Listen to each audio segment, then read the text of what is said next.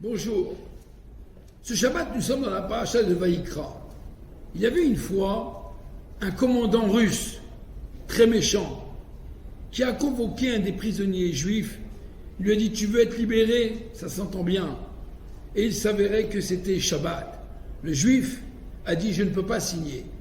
C'est Shabbat. » Il lui a dit « Tu sais que tu vas devoir rester longtemps alors ?» Il lui dit « C'est Shabbat, je ne veux pas profaner Shabbat. » Quelques minutes plus tard, le commandant fait appeler un autre juif. Alors à ce moment-là, tu veux être libéré, signe.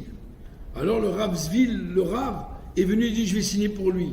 Le commandant, il n'a rien compris. Pour toi, tu n'as pas signé, pour un autre, tu signes.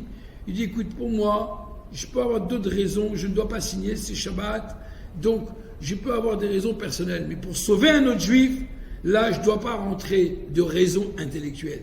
Donc je suis prêt à signer pour l'autre juif. À la fin de l'histoire, on nous raconte les deux ont été libérés. Dans la paracha de cette semaine, la paracha de Vaïkra, nous parlons des sacrifices. Nous savons très bien que nous devons approcher les sacrifices. Il y a un sacrifice qui s'appelle le Korban Mincha. C'est celui qui est le moins cher, dont on approche de l'huile, du vin et du bois. Alors c'est vrai que du vin et de l'huile, c'est un aliment, ça peut nous faire plaisir. Mais du vin, du bois, quel est le plaisir dans cela? Le bois, il était uniquement à servir pour approcher le sacrifice, mais pas directement le sacrifice.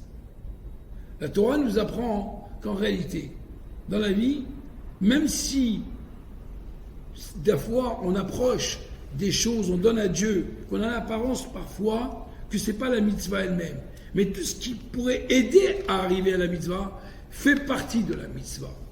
Nous allons bientôt arriver également à Pessah.